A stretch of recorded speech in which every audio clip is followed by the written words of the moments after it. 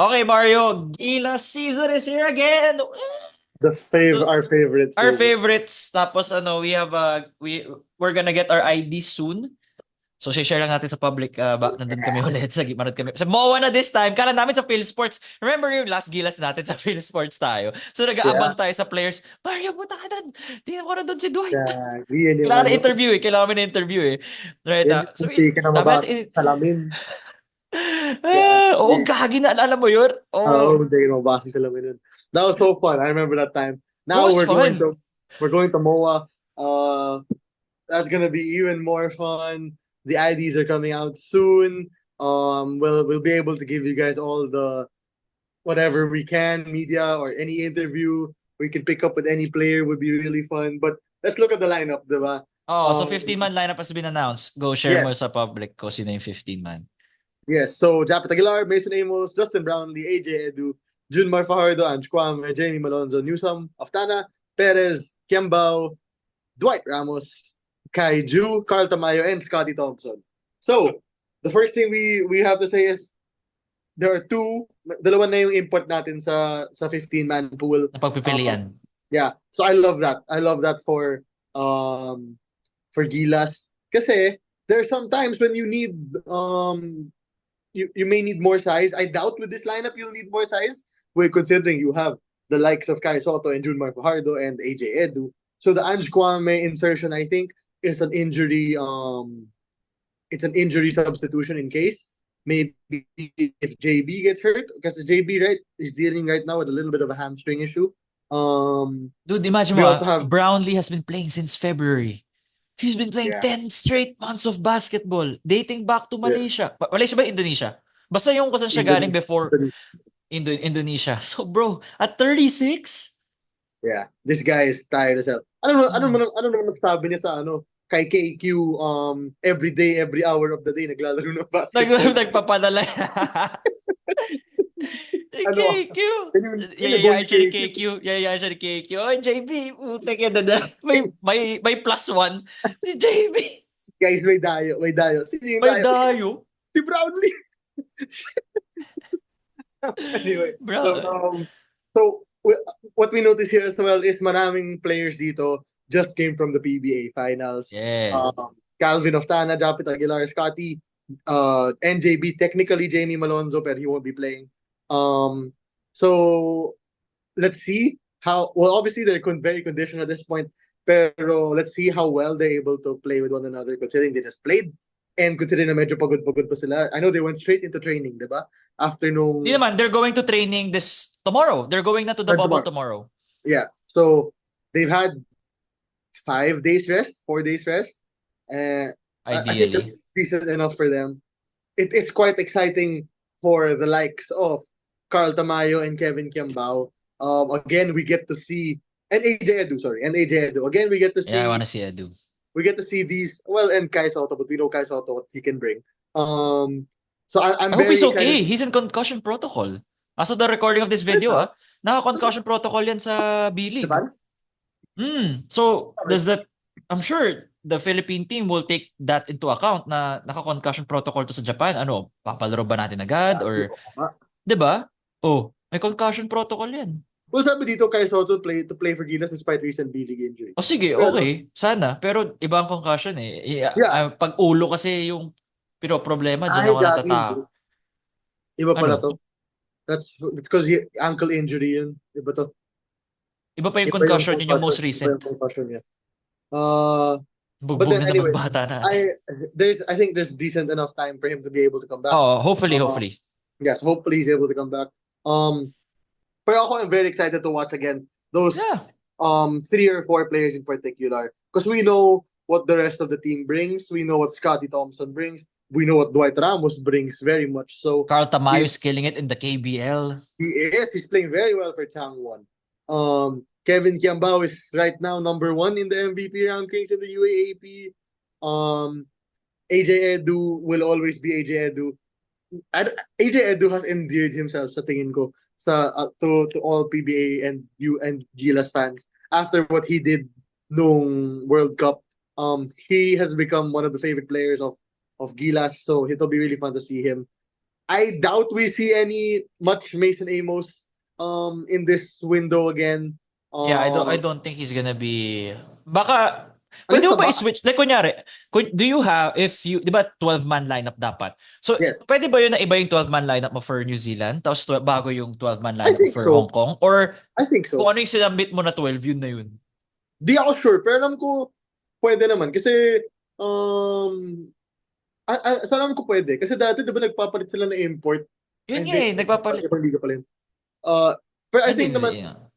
well, to be fair, when we look at the lineup, there are technically only 13 players in this pool, considering na Injured pa si Jamie ata. yeah, injured si Jamie, and then you can only pick between one of Brownlee and Amos. So, No, Brownlee Brownlee and Kwame. or Kwame. Yeah, so maybe we'll see some Mason, but I doubt he gets many minutes. Maybe the Hong Kong Baka game. sa Hong Kong. Yeah, kasi I want to see the New Zealand lineup actually as a Yeah, yeah. Kilala as mo yung mga yan eh. Kilala mo a yung mga yan eh. New Zealand basketball lineup. You know, as a sino ba yung maglalaro? May list ka ba? Ito pala. Okay, so Ruben Terangi, Isaiah Liafa, Finn Delaney, Wetzel, Menenga, Webster, Cameron, Rosbach, Vodanovic, Ngatay, and Shady. So, when you look at yung New Zealand lineup, medyo guard yung kailangan mo bantayan dito sa New Zealand. Okay. Shea Eli is one of the best point guards in the NBL right now. Okay. Slasher to the rim, very smart point guard. Isaiah Liafa is an offensive. He's a shooter, mid-range guy, also a guard. Corey Webster, everybody knows who Corey Webster is. So he's been killing Gilas since the year of 2010 or something. Corey Webster. Pag mga Webster na yan, natatakot ako sa pangalan Yeah. yan. Yung Webster din eh.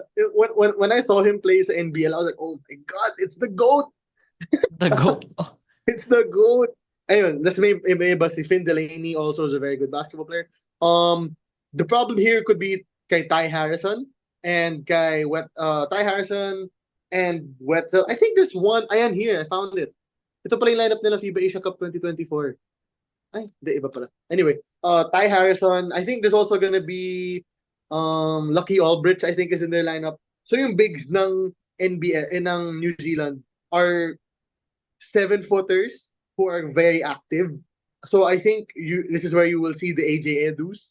This is where you will see the Kai Sotos come to play. Junmar might have a hard time keeping up with them speed-wise, pero offensively, I think Junmar should be able to handle them inside. Chris Newsome, I think, will play a major part. My only problem is, again, with this lineup, I feel like may kulang sa shooting pa rin. Right? Gilas. Tama, Gilas, right? Yes, yeah. In the Gilas lineup, I feel like may kulang sa shooting pa rin. Jordan Heading is a name that we want to see. Maybe, I said maybe, by the way. Maybe R.R. Pugoy. Who else? Who else are the dead shots we know in this league? Not Marshall. Marshall's a bit too old. Ayun, just this Pugoy. I would have hoped to see Bolek, but I doubt we ever see that guy. I doubt we ever see him. I doubt. Yeah, sadly. Even as much as I want Bolek in Gilas na kailangan yung skill set niya. Who knows, right? I mean, maaga pa. Anything can change. Yeah, exactly. So, it's just... Matthew Wright! Matthew Wright would have been nice. Yeah. Oh, yeah, that would have been very nice. Matthew Wright! Pag sabi mo sila na heading, bro. Matthew Wright and heading. Medyo surprised ako.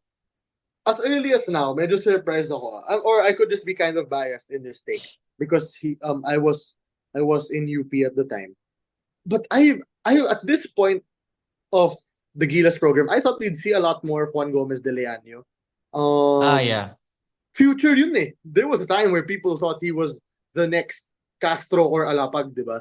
Very taas ang tingin sa kanya. Yeah. So, I'm surprised right now we still haven't seen him. He doesn't get used in the KBL, not gonna lie. Di siya ginagamit sa SK or doesn't get used a lot. So, I don't know. I think it's time for him to maybe come back home. Kind of remind everybody who he is. Kasi I think Juan Gomez de Leaño would be great for the Philippine game. He and RJ Abarientos, to me, are like the next point guards for Gilas, di ba? supposedly, sila yung next point guards ng Gilas. Pero they're both quite small, except Juan is a bit bigger in terms of heft. So, I think this lineup is kind of lacking a point guard, aside from Scotty. Because Chris, I think Chris is your main defender. So, I don't really know if do we still consider Chris Houston a point guard? He plays the point sometimes with Gilas. He has to. Ganun He siya has to, ginagamit right? minsan eh. He has Yeah. to. Dwight, I think, will be asked again to play a bit more point guard. No, not I feel like in this nandiyan na si Scotty. Remember kasi si Scotty Para Scotty last time. Yeah. That was only because of the Scotty issue, but now Dwight goes back to his natural 2 position. Yeah. I mean, but then once Scotty gets subbed, Dwight or Chris will have to be the main ball handler. Exactly. Magiging ganun nga. Magiging ganun nga ulit. Magiging secondary. Si Chris, okay na ako. Si Chris Dwight, okay pa, yeah. hindi naman niya ano yan eh, bread and butter, but kailangan eh. Especially against New Zealand na, kahit natalo natin yung Latvia, New Zealand is still a thorn on our side. Pero magkapelo tayo sa kanila for some reason. Yeah. I'm trying to find yung official lineup ng New Zealand eh. I think the one I read, New Zealand. May nakita ako eh. I think the one I read wasn't the same one. Ayun, 13-man roster. Medyo same lang naman. Gagi, wala nga si Lucky Albrecht. Oh, that's good. That's great. Honestly, right now, if you're Gilas, you have the size advantage. For the first time, Ito. I have the listahan na. Here. I'll type it sa chat natin. Wala. Si Vodanovic. Diba yan sa Converge? Yeah, Tom Vodanovic used to be in Converge. Yeah, so again, right now, Wardenberg is a shooting big. Shooting big. Tyrell Harrison is not a shooting big at all, but he's a big guy inside. Like, he's a very hefty guy. I think Kai will have to be the one against Ty Harrison. Wardenberg, probably AJ Edu. Those guys were, again, in my opinion, it will really be a very guard-heavy attack from New Zealand with Webster, Leafa. Gagi, wala pala si Shea Ely. Never mind. Wala si Ely, no? Sorry, Webster, Vodanovic. Actually, some of these guys, I think, were... some of these guys are quite young, if I'm correct. They are not necessarily except Taylor Britt. Taylor Britt is also a point guard. But some of these guys are quite young. So, Shea Ely was the reason New Zealand beat Slovenia. Slovenia ba yung talo nila? I don't think they beat Natalo nila Slovenia? Yeah, Gagi. New Zealand won the game. New Zealand beat Slovenia. Tama ba Slovenia? They didn't. No. Slovenia beat them. They beat somebody. I think New Zealand beat? Parang walang natalo atas New Zealand. In the World Cup. Hindi, meron. In the World Cup basketball. Oh, ano? What did I see? Wala. Why did I think they won? I think nalito ka lang. Yeah, I don't know why I thought they won. I genuinely thought that they won a game. Yeah, I thought they won a game against New Zealand. Against Slovenia. Anyway, sorry, my bad. But then the reason it was close, finally, if I remember, there was a close game against Slovenia was because of Shea Ely. Shea Ely was the one of the reasons. So the reason he's out, the fact that he's out is pretty good for Gilas. What else can we say about this lineup is Japet Aguilar. Do not be surprised Japet Aguilar is in this lineup. People might be surprised na andito siya. Huwag kayo mabigla na andito si Japet Aguilar. He is here because at the end of the day, I don't think any other big in the league knows Coach Tim's system better than Japet Aguilar. Don't expect, when people will see this, they're gonna be like, ay shit, si Japet kasama na naman, blah, blah, blah, blah, blah. He's not gonna get many minutes. He's not supposed to get Nandiyan na many si AJ Edu. Nandiyan na si AJ Edu. May Edu, may Soto, may Junmar. May Tamayo was greatly improved. May Kiambao ka pa. Okay. He is there because he knows the system. He is an injury replacement, if you ask me. He is a guy who you will probably play if you need a bit, if Coach Tim feels the need na may floor jet, na may stabilizer sa court. But he is not going to be one of the main guys for this Gilas lineup. Against New Zealand and against Hong Kong, I expect very good performances from Dwight Ramos and Junmar Fajardo. Justin Brownlee as well. I think JB will be first of all, JB will have the time of his life, not having to go against RHJ anymore. Oh my God, he's probably thanking the gods that he doesn't need to go one-on-one with RHJ anymore. From going against RHJ to going up against somebody like Ethan Rosbach or Tom Vodanovich is going to be a major help for JB. It will be fun for him. And then again, hopefully we can see our shooters do better. Calvin Aftana and Mason Amos. I mean Calvin Aftana and CJ Perez. CJ again given another chance in the Gilas lineup. He's expected to be this main scorer. I mean the off the bench blitz. Yeah, the way he was used nung nasa Latvia sila. Yeah. You're expecting the same thing from CJ Perez to be that blitz offense. Hopefully it goes well. This is just like the initial reactions. We'll probably, if I'm right, we're making another video right before it. Yeah, gagawa Talk tayo na about- right before. Yeah. Pag nagawa na yung 12-man lineup, how does our Yeah. 12-man lineup compare to New Zealand? So, Yeah, but- yun yung mga abangan ng mga fans ng mga So just- fans, mga listeners. This is just the initial reaction of what we see here. In general, it's a good lineup. I just kind of feel bad for Justin Brownlee. That guy has no rest, but Feel magagawa ko, natin. I think Mario is only gonna be using the New Zealand game and then it's gonna be Ange sa Hong Kong. Pwede, Ganon yun. pwede. Hindi siya kailangan hindi siya kailangan sa Hong Kong. Hindi siya kailangan doon. I mean, we said that last time. Then diba, hindi ka na sila first half. But they still won. Yeah, we still won Tinambakan by natin 20. Hong Kong by 50 ba yun? Or something. Basta tinambakan natin Hong Kong naman eh. Mga 30 lang. Ano lang yun, minus 30 something ng time. Okay. Okay. Okay. Ayun, so there is a possibility nga na parang baka sa New Zealand na siya gagamitin. I wouldn't be surprised considering na if your locals cannot beat the Hong Kong locals, we need to have a good we have to have a real yeah. conversation. You have to guys. assess nasan tayo sa world rankings. Oo. Like let's have not to be rude to Hong Kong or anything. I know that they have one or two players who are pretty good shooters. Oh, Duncan Reed. Solana. Hindi. May isa na Ay, magaling na maayos. Yung shooter last time na nakita natin. Kalimutan ko na bro. Basta tatambakan. But you shouldn't be at that level if you're Oh, Gilas. hindi dapat. You need to be better. If you're not better, we need to have a good conversation.